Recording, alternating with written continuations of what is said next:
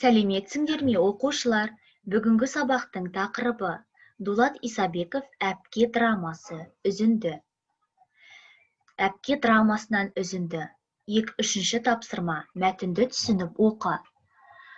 Қатынасушылар: Қамажай, Темірбек, Қамажайдың бауыры; Камила, Темірбектің сүйген қызы; Сұлтан, Темірбектің досы; Светлана, Камиланың құрбысы. Үйге Темірбек гитара көтерген бір жігіт пен екі қыз келеді. Бәрі көңілді. Темірбек: Мамуля, бүгін менің досым Сұлтанның туған күні. Қамажай: Темірбек-ау, мынауың ертеңек айтпадың, ұят боп қалды-ау, Тым болмаса телефонмен айта салсаң етті. Темірбек: Ничего, мамуля. Ал Сұлтан: бұл кісі менің әпкем, өзім мамуля деймін. Ал мына екі қыз Камила және Светлана. Мы все уже знакомы. Моя миссия окончена. Теперь прошу за стол. Темірбектің әпкесі Қамажай стол жасайды. Бәрі столға отырады. Қамажай: ал туған күнің құтты болсын, қуаныштымыз.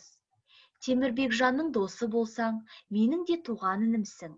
Ал өздерің отырыңдар, мен барып котлет, тамақ дайындайын. Шығып кетеді. Қамажай тамаға келіп столға қояды. Камила сөйлеп отыр. Камила: біздің өз пікіріміз болу керек. Өз пікірі, өз ойы болмаса, адам алдына ешқашан мақсат қоя алмайды. Демек, ол өз бақыты үшін күресуді білмейді. Сұлтан: ал сен өзің білесің бе? Камила: иә, мен өз бақытым үшін күресе аламын. Сұлтан: ал сен өзің бақыт дегенің не екенін білесің бе? Камила: бақыт деген ылғи қуаныш, ылғи сәттілік емес. Бақыт деген азап. Темірбек: азап? Камила: иә, бірақ ол үлкен мақсатқа барар жолдағы азап.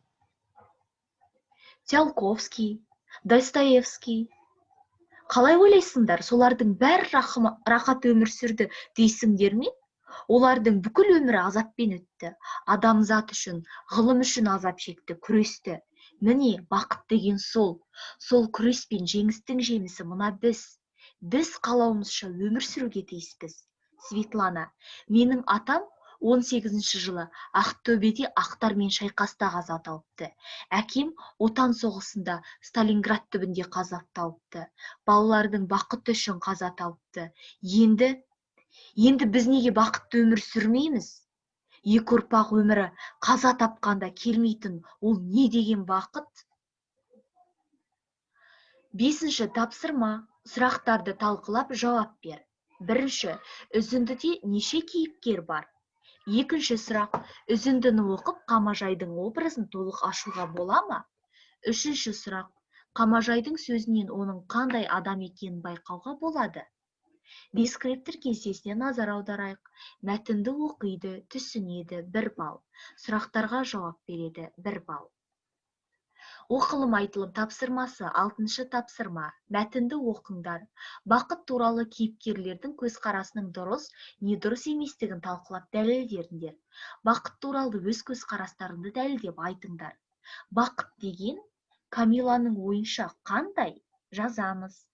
Светлананың ойынша қандай? Жазамыз. Менің ойымша. Дескриптор кестесіне назар аударайық. Кейіпкерлердің көзқарасы дұрыс, не дұрыс еместігін талқылайды, дәлелдейді, 1 балл. Бақыт туралы өз ойын жазады, 2 балл. Сөйлемдегі сөздердің орын тәртібін сақтайды, 1 балл. Жазу сауаттылығын сақтайды, 1 балл. 7-ші тапсырма. Сұрақтарға жауап бер. 1-ші сұрақ. Бақытты болудың дайын формуласы бар ма? 2-ші сұрақ. Қалауымызша өмір сүру дегенді қалай түсінесің? 3-ші сұрақ. Біз қалауымызша өмір сүрсек, бақытты боламыз ба? 4-ші сұрақ. Бақытты болу үшін не істеу керек? Дескриптор кестесіне назар аударайық. Сұрақтарға жауап береді, 2 балл. Сөйлеу сауаттылығын сақтайды, 1 балл. Осымен сабақ аяқталды. Сау болыңдар, оқушылар.